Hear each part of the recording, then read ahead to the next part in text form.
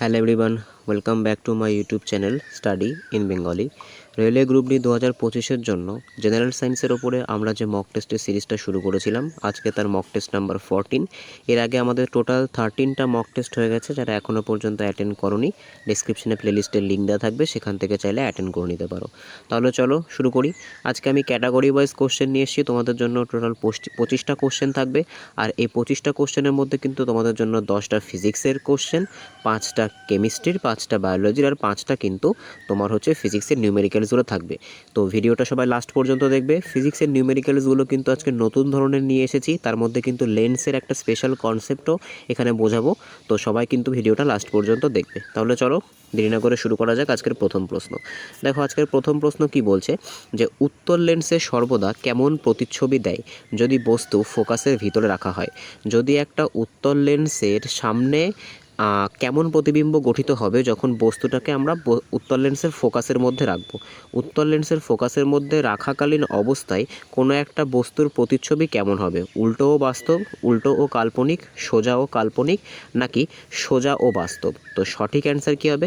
দেখো এক্ষেত্রে কিন্তু সঠিক অ্যান্সার হয়ে যাবে অপশান সি, সোজা ও কাল্পনিক। যদি আমরা একটা উত্তর লেন্সের ফোকাসের মধ্যেই বস্তুটাকে রাখি, তাহলে তার প্রতিচ্ছবি কোথায় কেমন গঠিত হবে? সোজা এবং কাল্পনিক কিন্তু গঠিত হবে। ঠিক আছে, নেক্সট দেখব আজকে 2 নম্বর কোশ্চেন কি বলেছে, যে কোনো আলোক রশ্মি কাঁচ থেকে বায়ুতে গেলে, কোনো আলোক রশ্মি কাঁচ থেকে বায়ুতে গেলে কি ঘটে? ঠিক আছে, আপাতন কোণ কমে যায়, প্রতিসরণ কোণ বৃদ্ধি পায়, উভয় সমান হয়, নাকি আলো বাঁকায় না?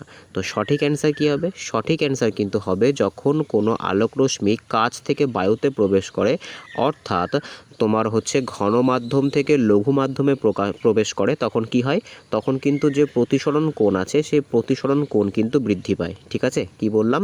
প্রতিসরণ কোণ কিন্তু বৃদ্ধি পায়। আমরা কিন্তু দেখেছি যে ঘন মাধ্যম থেকে যদি আমরা লঘু মাধ্যমে আসি তাহলেই কি হয়? তাহলে কিন্তু যে টোটাল ইন্টারনাল রিফ্লেকশন বা TIR, যেটাকে আমরা আভ্যন্তরীণ পূর্ণ প্রতিফলন বলি, সেটা কিন্তু সংঘটিত হয়। অর্থাৎ এটা কিন্তু যে আমাদের যে নর্মাল, অর্থাৎ এই যে তোমার যেদিকে আলোটা আপাতিত হচ্ছে, তারপরে এই যে নর্মাল যেটা আমরা 90 ডিগ্রি মনে মনে অ্যাজিউম করে নিই, সেটার সাপেক্ষে কিন্তু যে আলোক রশ্মিটা আছে সেটা কিন্তু অনেকটা বেঁকে যায়। ঠিক আছে, এই ঘটনাকে কিন্তু আমরা প্রতিসরণ বলে থাকি। সেই কারণের জন্য কিন্তু বলা হচ্ছে যে প্রতিসরণ কোণ বৃদ্ধি পায়। ঠিক আছে, নেক্সট দেখব আজকে 3 নাম্বার কোশ্চেন কি বলেছে, যে মানুষের কানে সর্বাধিক সংবেদনশীল ফ্রিকোয়েন্সি কোন সীমায় থাকে? অর্থাৎ আমাদের কান কত পর্যন্ত ফ্রিকোয়েন্সির শব্দ শুনতে পারে। দেখো এটা কিন্তু এখানে বলেনি যে আমাদের কানে শ্রুতিগোচর শব্দের পরিমাণ কত। 20 থেকে 20,000 হার্টজ, আমরা এটা জানি যে 20 থেকে 20K হার্টজ, 20 হার্টজ থেকে শুরু করে 20K হার্টজ, এটা কিন্তু আমাদের শ্রবণ সীমা। অর্থাৎ আমরা কিন্তু এর মধ্যে থাকা শব্দকে শুনতে পারি, কিন্তু এর মধ্যে থেকেও কিন্তু আমাদের কানের কিছু লিমিটেশন আছে। তার থেকে বেশি ফ্রিকোয়েন্সির আওয়াজ যদি কখনো চলে আসে, সেক্ষেত্রে কিন্তু কানে অনেক রকম সমস্যা হতে পারে। ঠিক আছে, তো সেই ক্ষেত্রে যেরকম আমরা আমাদের কানে সর্বাধিক কত ডেসিবেল পর্যন্ত শব্দ নিতে পারি? আমরা কিন্তু আমাদের কানে 85 ডেসিবেল পর্যন্ত শব্দ নিতে পারি। ঠিক আছে, তার বেশি হলে কিন্তু কানের সমস্যা আসতে পারে। ঠিক সেরকমভাবে আমরা কিন্তু 2000 থেকে 3000 যে হার্টজ, এই ফ্রিকোয়েন্সির মধ্যে আসা কোনো শব্দকে কিন্তু সহজেই শুনতে পারি, বা শুনতে কিন্তু কোনো রকম প্রবলেম হয় না। কিন্তু এর থেকে বেশি হয়ে গেলে কিন্তু কানে সমস্যা আসতে পারে। নেক্সট দেখব আজকে 4 নাম্বার কোশ্চেন কি বলেছে, শব্দ তরঙ্গ কেমন তরঙ্গ? অনুদৈর্ঘ্য তরঙ্গ, অনুবীক্ষণিক তরঙ্গ, আনুভূমিক তরঙ্গ, নাকি মিশ্র তরঙ্গ? তো সঠিক অ্যান্সার কী হবে তোমরা বলো, তোমাদেরকে তো এটা করিয়েছি। দেখো যে শব্দ তরঙ্গ আছে সেটা কিন্তু আনুভূমিক তরঙ্গ। ঠিক আছে, সেটা কি? সেটা কিন্তু হচ্ছে আনুভূমিক তরঙ্গ। ঠিক আছে, অর্থাৎ এটা কিন্তু একটা হরাইজন্টাল কিন্তু একটা তোমার হচ্ছে ওয়েভ, যেটা কি হয়, যেটা কিন্তু যে সারফেসটা থাকে সেই সারফেসের সমান্তরালে কিন্তু প্রবাহিত হয়। ঠিক আছে, সারফেসের সমান্তরালে কিন্তু এই যে মেকানিক্যাল ওয়েভটা আছে, অর্থাৎ সাউন্ড আছে, সেটা কিন্তু ট্রাভেল করে।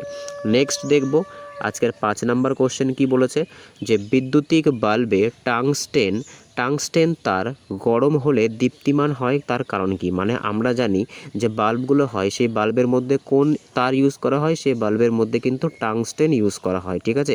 তার কারণে এর যে গলনাঙ্ক আর যে রোধাঙ্ক দুটোই কিন্তু বেশি হয়ে থাকে। এবার কোশ্চেনটা কি করেছে? কোশ্চেনটা করেছে যে বৈদ্যুতিক বাল্বে টাংস্টেন তার গরম হয়ে গেলে দীপ্তিমান কেন হয়? এর কম ঘনত্ব থাকে, কম প্রতিরোধ থাকে, উচ্চ গলনাঙ্ক থাকে, নাকি বিদ্যুৎ পরিবাহিতার জন্য? তো সঠিক অ্যান্সার কী হবে? আমি প্রথমেই বললাম যে টাংস্টেন তার আমরা কেন ব্যবহার করি, তার কারণ টাংস্টেনে কি হয়, টাংস্টেনের কিন্তু উচ্চ গলনাঙ্ক এবং উচ্চ রোধাঙ্ক থাকে, সেই কারণের জন্য কিন্তু টাংস্টেন ব্যবহার করা হয়, যাতে বেশি পরিমাণে ইলেকট্রিসিটি প্রবাহিত হওয়ার ফলে যখন তারটা গরম হবে তারটা যাতে কেটে না যায়, আর তারটা যত বেশি গরম হবে তত কিন্তু সেটা লাইট এমিট করে, ঠিক আছে। নেক্সট দেখব আজকে 6 নাম্বার কোশ্চেন কি বলেছে। 6 নাম্বার কোশ্চেনটা দেখে নিই যে কির্চহফের কারেন্টের সূত্র অনুসারে কোনটা হয়, ঠিক আছে। কির্চহফের কারেন্টের সূত্র অনুসারে কোনটা হয়ে থাকে? একটি নোডে প্রবাহিত কারেন্ট শূন্য হয়, প্রবাহিত ও বহির্গত কারেন্টের যোগফল সমান হয়, বিভব পার্থক্য সমান থাকে, নাকি শক্তি সংরক্ষিত হয় না? তো সঠিক অ্যান্সার কী হবে? দেখো কির্চহফের যে কারেন্টের নীতি আছে সেটা কি বলে? সেটা কিন্তু বলে যে প্রবাহিত এবং বহির্গত কারেন্টের যোগফল কিন্তু সমান হয়, ঠিক আছে। প্রবাহিত কারেন্ট অর্থাৎ যেটা কিন্তু কন্ডাক্ট হচ্ছে, আর এক্সটার্নাল যে কারেন্ট সেটার যে যোগফল সেটার কিন্তু সাম সবসময় কি হয়, সেটার সাম কিন্তু সবসময় ইকুয়াল হয়। এটা কিন্তু কির্চহফের একটা কারেন্টের সূত্র, ঠিক আছে। তোমরা কিন্তু এটা ভালো করে পড়ে নেবে, তার কারণ কির্চহফ থেকে কিন্তু কোশ্চেন তোমাদের আসে। নেক্সট দেখব পরবর্তী প্রশ্ন কি বলেছে আজকে 7 নাম্বার কোশ্চেন, যে 1 ইভি ইকুয়ালস টু কত? ঠিক আছে, দেখো এখানে ইভি মানে কি? এখানে ইভি মানে কিন্তু হয়ে যাচ্ছে ইলেকট্রন ভোল্ট, ঠিক আছে। ইভি মানে হয়ে যাচ্ছে কিন্তু ইলেকট্রন ভোল্ট। তো 1 ইলেকট্রন ভোল্ট মানে কত সেটাই কিন্তু তোমাদের কাছে জানতে চেয়েছে। তো সঠিক অ্যান্সার কি হবে? সঠিক অ্যান্সার কিন্তু হয়ে যাবে 1 ইলেকট্রন ভোল্ট ইকুয়ালস টু কিন্তু হয়ে যাচ্ছে 1.6 ইন্টু 10⁻⁻19 জুল, ঠিক আছে। এটাই কিন্তু 1 ইলেকট্রন বা 1 ইলেকট্রন ভোল্টের ভ্যালু। নেক্সট দেখব আজকের 8 নাম্বার কোশ্চেন কি বলেছে, যে কোন রঙের আলোর বিক্ষেপণ সবথেকে বেশি হয়, ঠিক আছে। কোন রঙের আলোর বিক্ষেপণ সবথেকে বেশি হয়? সবথেকে বেশি বিক্ষেপণ হয় কোন আলোর? তো সঠিক অ্যান্সার কী হবে? সঠিক অ্যান্সার দেখো এখানে যদি আমরা অ্যান্সারটা দেখি, তো সঠিক অ্যান্সার কিন্তু সবথেকে বেশি বিক্ষিপ্ত হয় কোন আলো? সবথেকে বেশি বিক্ষিপ্ত বা স্ক্যাটার হয় কোন আলো? সেক্ষেত্রে কিন্তু আমাদের সঠিক অ্যান্সার হয়ে যাবে লাল আলো, ঠিক আছে। লাল আলো কিন্তু সবথেকে বেশি তোমার হচ্ছে বিক্ষিপ্ত হয়। এখানে অ্যান্সার কিন্তু এ করা আছে, দেখো তোমরা এখানে দেখতে পাবে অ্যান্সার এ করা আছে, কিন্তু এটা কিন্তু ভুল। কারণ কি? কারণ সবথেকে বেশি কিন্তু বিক্ষিপ্ত হয় লাল রং, সেই কারণের জন্যই কি হয়, সেই কারণের জন্যই কিন্তু যে এসওএসগুলো হয়ে থাকে, অর্থাৎ যে তোমার বিপদকালীন যে আলোর যে সংকেতগুলো হয়ে থাকে সেগুলো কিন্তু লাল রঙের হয়ে থাকে। তার কারণ এটা কিন্তু যত বেশি বিক্ষিপ্ত হবে তত কিন্তু এটা দূর থেকে দেখা যাবে, ঠিক আছে। নেক্সট দেখব পরবর্তী প্রশ্ন কি বলেছে আজকে 9 নাম্বার কোশ্চেন, একটি পূর্ণবৃত্তে বিদ্যুতিক বিভব পার্থক্যের যোগফল কেমন হয়? একটা পূর্ণবৃত্তে বৈদ্যুতিক বিভব পার্থক্যের যোগফল কেমন হয়? মানে মনে করো এরকম একটা সার্কেল আছে, এরকম যদি কোনো সার্কুলার পথ দিয়ে যদি ইলেকট্রিসিটি প্রবাহিত হয়, ঠিক আছে, এরকম কোনো সার্কুলার পথ দিয়ে ইলেকট্রিসিটি প্রবাহিত হলে যে বিভব পার্থক্য আছে, দেখো সবার প্রথম মনে রাখতে হবে এর কিন্তু দেখো বিভব পার্থক্য কার হয়? একটা তার আছে, সেই তারের দুটো এন্ড আছে, এই একটা এন্ড, এই একটা এন্ড, এ একটা এন্ড, বি একটা এন্ড, এই দুটো প্রান্ত, এই দুটো প্রান্তের মাধ্যমে মধ্যে দিয়ে যেটুকু কারেন্ট প্রবাহিত হচ্ছে, মনে করো এখানে প্রবাহিত হচ্ছে 10 অ্যাম্পিয়ার আর এখানে 5 অ্যাম্পিয়ার, তাহলে এদের মধ্যে যে পার্থক্য সেটাকে আমরা বিভব পার্থক্য বলি। কিন্তু বিদ্যুৎ যদি গোলাকারে প্রবাহিত হয় বা কোনো একটা সার্কুলার জিনিসের মধ্য দিয়ে প্রবাহিত হয়, সেক্ষেত্রে তার তো কোনো এন্ডস হয় না, অর্থাৎ এটা যদি এখান থেকে শুরু হয় তাহলে কিন্তু ঘুরে আবার এইখানেই চলে আসবে। তো আলটিমেটলি কি পাবো? আলটিমেটলি কিন্তু আমরা পাবো যে বিভব পার্থক্যের যোগফল কত হবে? বিভব পার্থক্যের যোগফল কিন্তু হয়ে যাবে শূন্যের সমান, ঠিক আছে। তো সঠিক অ্যান্সার কিন্তু হয়ে যাবে 0। নেক্সট দেখব আজকে 10 নম্বর কোশ্চেন কি বলেছে, প্রতিসরণের সূচক কিসের ওপর নির্ভর করে না? অর্থাৎ প্রতিসরণ কিসের ওপর নির্ভর করে না? তরঙ্গ দৈর্ঘ্যের ওপর, মাধ্যমের ওপর, তাপমাত্রার ওপর, নাকি উপরোক্ত সবগুলি? তো সঠিক অ্যান্সার কি হবে? সঠিক অ্যান্সার কিন্তু হয়ে যাবে প্রতিসরণ এই সবগুলো কোনোটার ওপরেই কিন্তু নির্ভর করে না, ঠিক আছে। না মাধ্যম, না তাপমাত্রা, না কিন্তু তোমার তরঙ্গ দৈর্ঘ্য, কোনো কিছুর ওপরেই কিন্তু প্রতিসরণ নির্ভর করে থাকে না। নেক্সট দেখব আজকের 11তম কোশ্চেন কেমিস্ট্রি থেকে কি বলেছে যে NaCl এর বন্ধন প্রকৃতি কেমন। দেখো তোমাদের তো মুখস্থ হয়ে যাওয়ার কথা এগুলো। NaCl মানে কি, দেখো Na মানে কি, Na মানে হয়ে যাচ্ছে একটা মেটাল, ঠিক আছে। আর Cl মানে কি, Cl মানে কিন্তু হয়ে যাচ্ছে একটা নন মেটাল। তো একটা মেটাল আর একটা নন মেটালের মধ্যে কেমন ধরনের বন্ডিং তৈরি হয়, তো সঠিক অ্যান্সার কি হবে, সঠিক অ্যান্সার কিন্তু হয়ে যাবে একটা মেটাল আর একটা নন মেটালের মধ্যে কিন্তু আয়নিক বন্ধন তৈরি হয়। সাধারণত এরা কেমন হয়, সাধারণত কিন্তু এদের হাই মেল্টিং পয়েন্ট থাকে, অর্থাৎ উচ্চ গলনাঙ্ক থাকে। আর কি থাকে, আর কিন্তু এরা সলিড অবস্থাতে পাওয়া যায়। আর এরা কিন্তু এদের সলিড ফর্মে ইলেকট্রিসিটিকে ক্যারি করে না, কিন্তু অ্যাকোয়াস সলিউশন বা লিকুইড ফর্মে কিন্তু ইলেকট্রিসিটিকে ক্যারি করে। নেক্সট দেখব আজকের 12তম কোশ্চেন কি বলেছে যে আধুনিক পর্যায় সারণী কিসের ওপর নির্ভর করে সাজানো হয়েছে। তো এগেইন কিন্তু একটা রিপিটেড কোশ্চেন, প্রিভিয়াস ইয়ারে কিন্তু বহুবার করিয়েছি। আর তোমাদের জন্য কিন্তু বলে রাখি এই যে প্রিভিয়াস ইয়ারের কোশ্চেনগুলো কিন্তু খুবই ইম্পর্ট্যান্ট, প্লাস যে পিরিয়ডিক টেবিল আছে সেই পিরিয়ডিক টেবিল থেকে কিন্তু প্রচুর কোশ্চেন পরীক্ষাতে তোমরা দেখতে পাবে, ঠিক আছে, তোমরা যদি প্রিভিয়াস ইয়ার ভালো করে দেখো। তো আধুনিক পর্যায় সারণী কিসের ওপর ভিত্তি করে গঠিত হয়েছে, তো আমরা সকলেই জানি অ্যাটমিক নাম্বার বা পারমাণবিক সংখ্যা, ঠিক আছে। অ্যাটমিক নাম্বার বা পারমাণবিক সংখ্যা অনুসারে কিন্তু এই যে আমাদের আধুনিক পর্যায় সারণী এটা কিন্তু সাজানো হয়েছে। কে প্রদান করেছিলেন আধুনিক পর্যায় সারণী, হেনরি মোজলে, ইনি কিন্তু আধুনিক পর্যায় সারণী নির্মাণ করেছিলেন। পারমাণবিক ভরের ওপরে কার পর্যায় সারণী সাজানো হয়েছিল, তো মেন্ডেলিফের যে পর্যায় সারণী ছিল সেটা কিন্তু পারমাণবিক ভরের ওপরে বেস করে তৈরি করা হয়েছিল। নেক্সট দেখব আজকে 13তম কোশ্চেন কি বলেছে যে ধাতুর বৈশিষ্ট্য হলো, এর মধ্যে থেকে কোনটা ধাতুর বৈশিষ্ট্য, এটাও কিন্তু প্রিভিয়াস ইয়ারের কোশ্চেন, এটাও কিন্তু তোমাদের যে 54টা জেনারেল সায়েন্স স্পেসিফিক ক্লাস করিয়েছিলাম সেখানে কিন্তু করানো আছে। তো সঠিক অ্যান্সার কী হবে বলো সকলে, সঠিক অ্যান্সার কিন্তু হয়ে যাবে বিদ্যুৎ এবং তাপ পরিবাহিতা থাকে। কি থাকে, ধাতুর কিন্তু বিদ্যুৎ, অর্থাৎ ধাতু কিন্তু ইলেকট্রিসিটির ভালো কন্ডাক্টর হয়।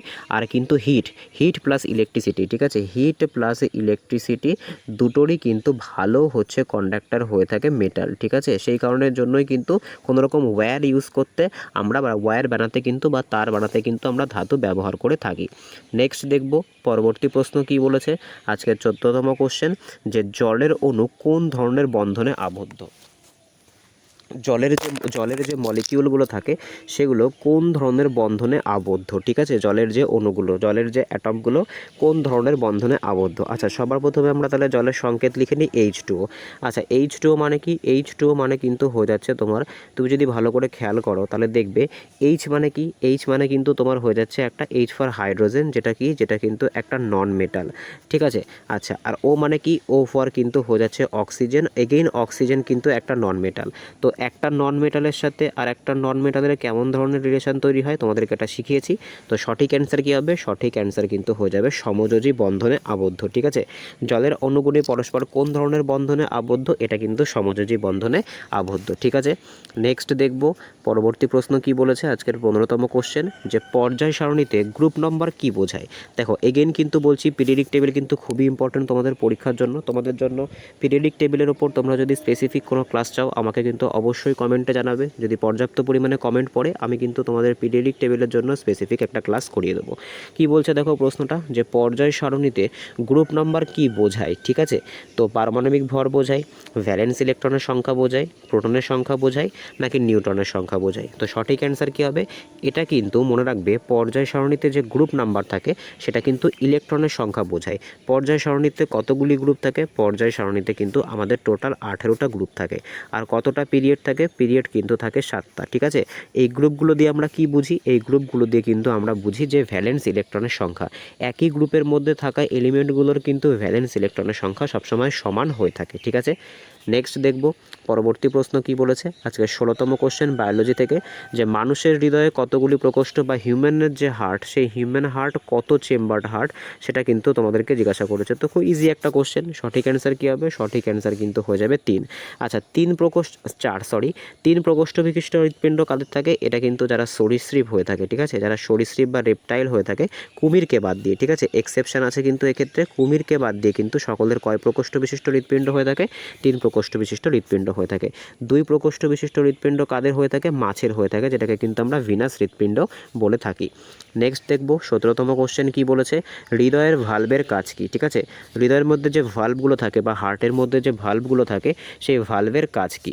তো সঠিক সঠিক অ্যান্সার কী হবে বলো সকলে, অ্যান্সারটা করার চেষ্টা করো। সঠিক অ্যান্সার কিন্তু হয়ে যাবে, দেখো হৃদয়ের মধ্যে যে ভাল্বগুলো থাকে সেটা কি করে, সেটা কিন্তু রক্তকে যে একমুখী প্রবাহ, ঠিক আছে, রক্তকে কিন্তু একমুখী প্রবাহকে নিশ্চিত করে। অর্থাৎ যদি ভাল্বগুলো না থাকবে তাহলে কি হবে, তাহলে কিন্তু রক্ত আবার কি হবে, মনে করো এখানে যদি আমি হার্টের শেপটা আঁকার চেষ্টা করি, মানে জাস্ট কার্যপ্রণালীটা শেপটা আঁকা পসিবল না। মনে করো এইখানে যে ভাল্বগুলো থাকে, এই ভাল্বগুলো যদি প্রেজেন্ট না থাকতো তাহলে কি হতো, রক্ত এই পথে আসার পরে কিন্তু কোনোরকমভাবে আবার কিন্তু এই পথে ফিরে যেতে পারতো, ঠিক আছে। অর্থাৎ এর যে একমুখী প্রবাহ, রক্তের যে একমুখী প্রবাহ সেটা নিশ্চিত করার জন্য কিন্তু ভাল্ব ব্যবহার করে, ভাল্ব থাকে, ঠিক আছে, ব্যবহার করা হয় না, অটোমেটিকই থাকে ওখানে, ঠিক আছে। নেক্সট দেখব পরবর্তী প্রশ্ন কি বলেছে, যে সালোক সংশ্লেষে কোন রঞ্জক পদার্থ কাজ করে, ক্লোরোফিল, জেন্থোফিল, ক্যারোটিন নাকি ফাইকোসায়ানিন। দেখো বায়োলজি থেকে কিন্তু তোমাদের খুব একটা বেশি একদম হাই লেভেলের কোশ্চেন আসে না, এরকম কিন্তু বেসিক যা তোমরা ক্লাস 10 লেভেলে পড়েছো সেরকমই কিন্তু কোশ্চেন আসে। ফিজিক্স আর কেমিস্ট্রি থেকে কিন্তু ঘুরিয়ে ঘুরিয়ে কোশ্চেন করে, বায়োলজির কোশ্চেনগুলো কিন্তু ইজিই থাকে, ঠিক আছে। তো সঠিক অ্যান্সার কী হবে, একদমই সোজা কোশ্চেন, ক্লোরোফিল। আচ্ছা এই ক্লোরোফিল ধাতুতে, মানে ক্লোরোফিল রঞ্জক পদার্থ কোন ধাতুকে হচ্ছে বিশ্লেষণ করে বা কোন ধাতুকে সংশ্লেষণ করে, তো সঠিক অ্যান্সার কিন্তু হয়ে যাবে ম্যাগনেসিয়াম, ঠিক আছে, ম্যাগনেসিয়াম ধাতুকেই কিন্তু সংশ্লেষণ করে এই ক্লোরোফিল ধাতু। নেক্সট দেখব আজকের 19তম কোশ্চেন কি বলেছে, যে হৃৎপিণ্ড থেকে রক্ত কোন ধমনী দিয়ে বের হয়, ঠিক আছে। তো আমাদের যে হৃৎপিণ্ড আছে সেই হৃৎপিণ্ড আমরা জানি যে এখানে 4 প্রকোষ্ঠ বিশিষ্ট হৃৎপিণ্ড হয়ে থাকে, ঠিক আছে। যেখানে কি হয়, যেখানে কিন্তু সারা দেহ থেকে রক্ত প্রথমে হচ্ছে, এটাকে কি বলে, এটাকে কিন্তু বলে তোমার হচ্ছে রাইট অরিকেল, আর এটাকে কি বলে, এটাকে কিন্তু তোমার বলে হচ্ছে লেফট অরিকেল, এটাকে কি বলে রাইট ভেন্ট্রিকেল, আর এটাকে কি বলে লেফট ভেন্ট্রিকেল। অর্থাৎ ডান অলিন্দ, ডান নিলয়, ডান অলিন্দ, বাম অলিন্দ, ডান নিলয়, বাম নিলয়, রক্ত কিন্তু এই ডান অলিন্দে প্রবেশ করে, তারপরে কিন্তু এখান থেকে কিন্তু রক্তটা কোথায় চলে আসে, রক্ত কিন্তু ডান যে নিলয় আছে সেখানে চলে আসে।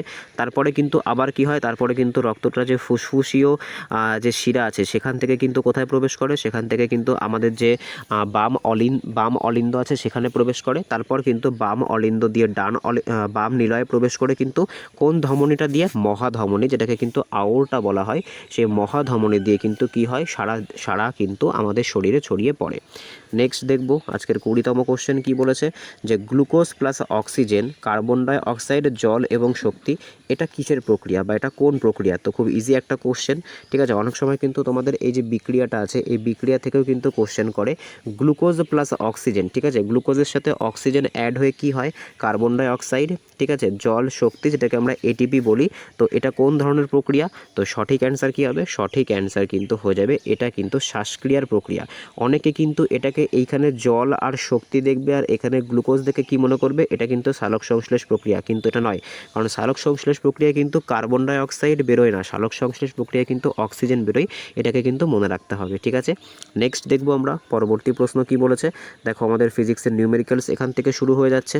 দেখো আজকের প্রথম নিউমেরিক্যালটা কি বলেছে, যে একটি উত্তল লেন্সের ফোকাস দৈর্ঘ্য, একটি উত্তল লেন্সের ফোকাস দৈর্ঘ্য যদি 0.25 সেন্টিমিটার হয় তাহলে তার ক্ষমতা কত। দেখো এখানে কিন্তু ডেটাটা মিস আছে, ঠিক আছে, এটা কিন্তু 0.25 না, টাইপিং মিস্টেক আছে, এটা কিন্তু 25 সেন্টিমিটার হবে, ঠিক আছে, 25 সেন্টিমিটার হবে, বা এটাকে তুমি 0.25 মিটার করতে পারতে, ঠিক আছে। এখানে তুমি সেন্টিমিটারে এটা পসিবল নয়, তাহলে কিন্তু অ্যাকর্ডিং টু অপশান মিলবে না।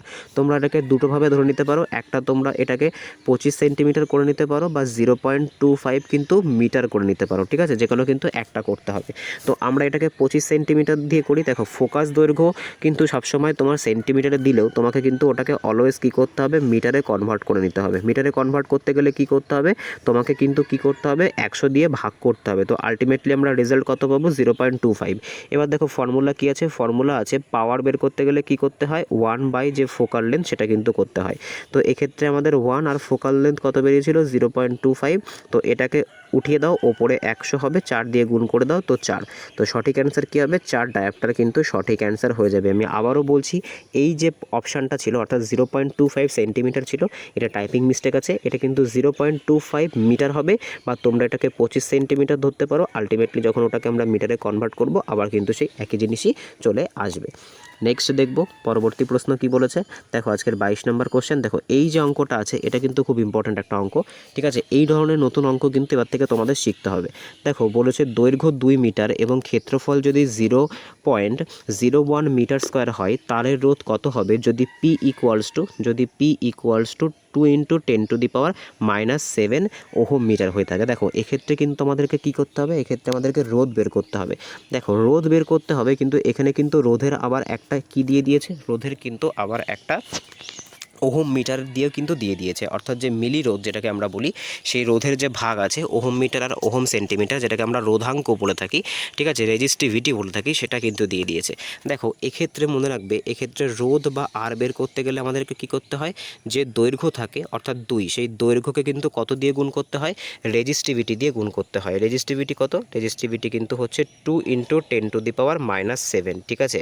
আচ্ছা এইবার কি করতে হয়, এইবার কিন্তু নিচে যে ক্ষেত্রফলটা দিয়েছিল, অর্থাৎ তারের যে ক্ষেত্রফলটা দিয়েছিল, সেই তারের ক্ষেত্রফল দিয়ে কিন্তু ভাগ করতে হয়। আচ্ছা এটা কি হবে, এটা কিন্তু ওপরে উঠে যাবে, এটা ওপরে উঠে গিয়ে 100 হয়ে যাবে। এবার তোমরা আমাকে বলো, তোমরা কে কে জানো এই 10⁻⁻7 কথার অর্থ কি। দেখো এই 10⁻⁻7 এর অর্থ কিন্তু হয়ে যাচ্ছে, আচ্ছা ঠিক আছে, মনে করো এটাকে আমি আরেকবার করছি, তোমাদেরকে একদম ভেঙে ক্লিয়ার করে বোঝাচ্ছি।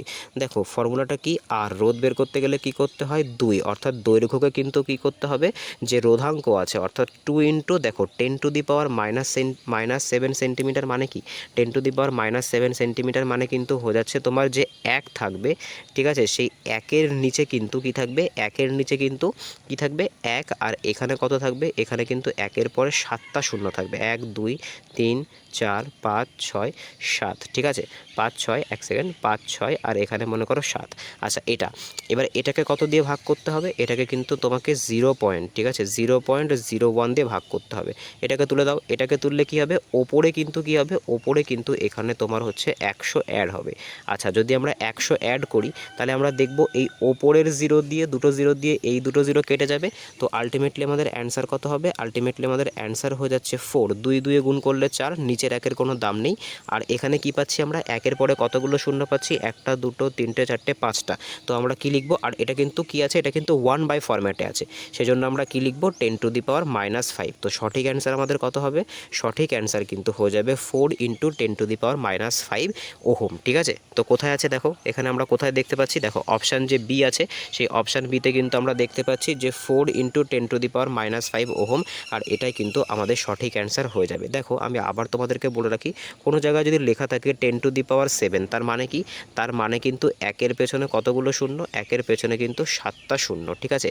আর কোনো জায়গায় যদি লেখা থাকে যে 10⁻⁻7, সেক্ষেত্রে কী করতে হয়, সেক্ষেত্রে কিন্তু এটা 1/, ফরম্যাটে চলে আসে, ঠিক আছে, কি হয় সেটা কিন্তু 1/, ফরম্যাটে চলে আসে, ঠিক আছে। যদি তোমাদের এই অঙ্কটা বুঝতে কারোর কোনো রকম প্রবলেম হয়ে থাকে, অবশ্যই আমাকে কমেন্টে জানাবে, এটা কিন্তু আমি নেক্সট দিনে যে ক্লাস থাকবে সেখানে আবার নতুন করে বুঝিয়ে দেবো, ঠিক আছে। বা এটার জন্য কিন্তু একটা শর্ট ভিডিও করে, জাস্ট এই অঙ্কটার জন্য কিন্তু একটা শর্ট ভিডিও করে তোমাদেরকে বুঝিয়ে দেবো। নেক্সট দেখব পরবর্তী প্রশ্ন কি বলেছে, আজকে 23 নম্বর কোশ্চেন। তো এটা তো তোমাদের প্রিভিয়াস ইয়ারেও এসেছে, প্লাস কিন্তু প্রিভিয়াস যে মক টেস্ট সেখানেও কিন্তু করিয়েছি, অঙ্কটা রিপিট হয়ে গেছে, তার জন্য খুবই দুঃখিত। তো এটা কিন্তু তোমরা আমাকে কমেন্টে জানাবে, এটা তোমাদের জন্য HW থাকলো। আর এক্ষেত্রে এই যে 220 ভোল্ট আছে, এই 220 ভোল্টের জায়গায় তোমরা 110 ভোল্ট ইউজ করে আমাকে অ্যান্সারটা দেবে, ঠিক আছে, কারণ 220 ভোল্ট দিয়ে অ্যান্সার তোমরা আগের দিন দিয়েছিলে। এক্ষেত্রে তোমরা কি করবে, এক্ষেত্রে তোমরা আমাকে এই 220 ভোল্টের জায়গায় 110 ভোল্ট ধরে নেবে, আর যে ওয়াট বা ক্ষমতা এটাকে 1 রাখবে, এটা ধরে কিন্তু আমাকে অ্যান্সারটা কমেন্টে জানাবে। নেক্সট দেখব পরবর্তী প্রশ্ন কি বলেছে, আজকের 24তম কোশ্চেন, যে তরঙ্গ দৈর্ঘ্য যদি 1 মিটার হয়, বায়ুতে শব্দের বেগ যদি 330 মিটার পার সেকেন্ড হয়, তাহলে কম্পাঙ্ক কত। দেখো এক্ষেত্রে কম্পাঙ্ক বের করতে গেলে কি করতে হয়, খুব সোজা একটা কিন্তু ফর্মুলা আছে, কম্পাঙ্ককে আমরা ফ্রিকোয়েন্সি বা এফ ধরি। তো এফ ইকুয়ালস টু কী হয়, এফ ইকুয়ালস টু কিন্তু হয়ে যায় যেটা তরঙ্গের বেগ, যেটা অর্থাৎ ভেলোসিটি, তরঙ্গ বেগকে কী ধরা হয়, ভেলোসিটি ধরা হয়, ভেলোসিটি বাই কিন্তু তরঙ্গ দৈর্ঘ্য, তরঙ্গ দৈর্ঘ্যকে আমরা কী ধরি, গ্রিক অক্ষর ল্যামডা ধরা হয়, তো ল্যামডা। তো এক্ষেত্রে আমাদের সঠিক অ্যান্সার কত হবে, এখানে আমাদের 330ই বসবে, আর এক্ষেত্রে নিচে কত হবে, নিচে 1। তো এক্ষেত্রে আমরা দেখতে পাচ্ছি যে এক্ষেত্রে আমাদের যে কম্পাঙ্ক সেটাও কিন্তু 330 হার্টজই হবে। তো কোথায় আছে, এটা কিন্তু অপশান সিতে আছে, আর এটাই কিন্তু আমাদের সঠিক অ্যান্সার হয়ে যাবে। এইবার দেখো সবথেকে গুরুত্বপূর্ণ এই যে অঙ্কটা, যেটার কথা তোমাদের আমি লেন্স টপিক থেকে তোমরা কিন্তু অনেকে অঙ্কের জন্য বলছিলে। তো এটা কিন্তু লেন্সের বা আয়নার দর্পণের কিন্তু সবথেকে ফেমাস অঙ্ক, আর সবথেকে কিন্তু পরীক্ষায় রিপিটেড আসা অঙ্ক। তো অঙ্কটা কি বলেছে যে একটি আয়নার ফোকাস দৈর্ঘ্য 15 সেন্টিমিটার, বস্তু 30 সেন্টিমিটার দূরে রাখলে প্রতিচ্ছবি কোথায় গঠিত হবে। এরকম দিয়ে কিন্তু তোমাদেরকে ফোকাস দূরত্ব বা বস্তু দূরত্ব দিয়ে প্রতিবিম্ব কোথায় গঠিত হবে এটা কিন্তু জিজ্ঞাসা করবে। সবার প্রথম মনে রাখতে হবে কোনটাকে কি বলে। দেখো ফোকাসকে কি দিয়ে ডিনোট করে, ফোকাসকে কিন্তু ডিনোট করে এফ দিয়ে, যেটা এখানে কত, যেটা কিন্তু এখানে বলেছে 15 সেন্টিমিটার।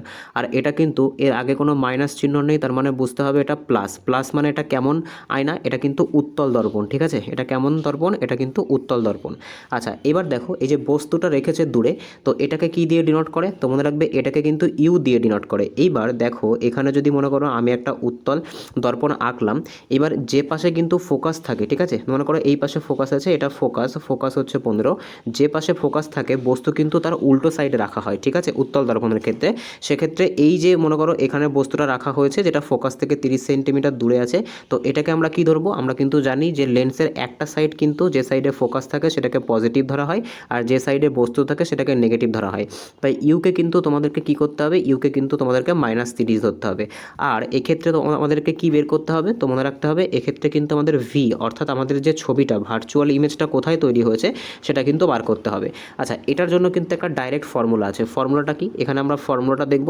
ফর্মুলাটা কিন্তু হয়ে যাচ্ছে 1/f = 1/v প্লাস 1/u। এটা কিন্তু দর্পণের ক্ষেত্রে, ঠিক আছে। এটা কিসের জন্য আমি আবারও লিখছি, লেন্সের ফর্মুলা কিন্তু একটু অন্যরকম, লেন্সের ক্ষেত্রে মাইনাস হয়, তো এটা কিন্তু দর্পণের ফর্মুলা। আচ্ছা এবার আমাদের কি বের করতে হবে, আমাদের কিন্তু বের করতে হবে এই ভিটা। তো এই ভিটাকে আমরা এইখানে রাখছি, আর এই যে তোমার হচ্ছে যে এই যে ইউটা আছে, অর্থাৎ যে 1/ইউটা আছে, এটাকে আমরা কি করছি, এটাকে আমরা এই সাইডে নিয়ে আসছি, তার জন্য এটা নেগেটিভ হয়ে যাবে, ঠিক আছে। তো এটা কিন্তু আমাদের মেন ফর্মুলা, এই যে ফর্মুলা এটার থেকে কিন্তু আমাদের অঙ্কটা করতে হবে, ঠিক আছে। তো দেখি এবার আমরা ডেটাগুলোকে পুট করি, তো কত পেলাম। তো সবার প্রথমে এখানে মেন ফর্মুলাটা আমি আরেকবার লিখছি যে 1/f = 1/v প্লাস 1/u থাকে। আমাদের এক্ষেত্রে কি দরকার, 1/v দরকার, যেটা করতে গেলে আমাদেরকে কি করতে হবে, 1/f থেকে কিন্তু 1/u-কে বিয়োগ করতে হবে। আচ্ছা এবার দেখো, তো 1/f কত, f তো পজিটিভ, অর্থাৎ তোমার 15 লিখতে হবে, এখানে মাইনাস। আর আমি কি বলেছি যে ইউ যেটা ছিল, ইউকে কিন্তু কত নিতে হবে, নেগেটিভ নিতে হবে, তার কারণ উত্তল দর্পণের ক্ষেত্রে কিন্তু বস্তুটাকে কোথায় রাখা হয়, অপোজিট সাইডে রাখা হয়। তো এক্ষেত্রে এটা কিন্তু হয়ে যাবে -30। আচ্ছা এই মাইনাস আর এই মাইনাস এটা কিন্তু কি হয়ে যাবে, মাইনাসে মাইনাসে কিন্তু কি হয়ে যাবে, এটা কিন্তু প্লাস হয়ে যাবে, ঠিক আছে। যদি আমি পরের লাইনে লিখি, তো পরের লাইনে লিখলে কি পাবো, যে 1/15, এই মাইনাসে প্লাস হয়ে যায় 1/30, ঠিক আছে। এবার এইটাকে আমি পরের স্টেপে লিখছি। তো দেখো পরের স্টেপে লিখলে কি হচ্ছে, পরের স্টেপে লিখলে কিন্তু হয়ে যাচ্ছে 1/15 প্লাস কত হচ্ছে 1/30। এবার এলসিএম করো, এলসিএম নাও 30, তো এখানে 15 2, অর্থাৎ 2 আসছে ওপরে, আর এখানে 1, তো আলটিমেটলি কত পাচ্ছি 3/30। 3/30 মানে কত, 1/10, ঠিক আছে। তো এটাই কিন্তু আমাদের সঠিক অ্যান্সার হয়ে যাবে, যে 10 সেন্টিমিটার দূরে কি হবে, 10 সেন্টিমিটার দূরে কিন্তু আমাদের যে প্রতিচ্ছবিটা সেটা কিন্তু তৈরি হবে। আশা করি বোঝাতে পেরেছি। যাদের বুঝতে অসুবিধা হয়েছে অবশ্যই কিন্তু আমাকে কমেন্টে জানাবে। এরকম অঙ্ক কিন্তু এবার থেকে প্রত্যেক দিন আমি লেন্সের টপিক থেকে নিয়ে আসবো। এটা কিন্তু লেন্সের সবথেকে বেশি জিজ্ঞাসা করা কোশ্চেনের টাইপ, ঠিক আছে। তো আজকে এই অবধি ছিল। আউট অফ 25 কার কত স্কোর হলো অবশ্যই কিন্তু কমেন্টে জানাবে। যদি চ্যানেলে নতুন হয়ে থাকো অবশ্যই চ্যানেলটাকে সাবস্ক্রাইব করবে, পাশে থাকা বেল আইকনটিকে প্রেস করে রাখবে, যাতে ভিডিও ছাড়লে সবার প্রথম নোটিফিকেশন তোমাদের কাছে পৌঁছায়। এছাড়া চাইলে আমাদের টেলিগ্রাম গ্রুপে যুক্ত হতে পারো, ওখানে ফ্রি PDF দেওয়া হয়। তো দেখা হচ্ছে পরের ভিডিওতে, বাই।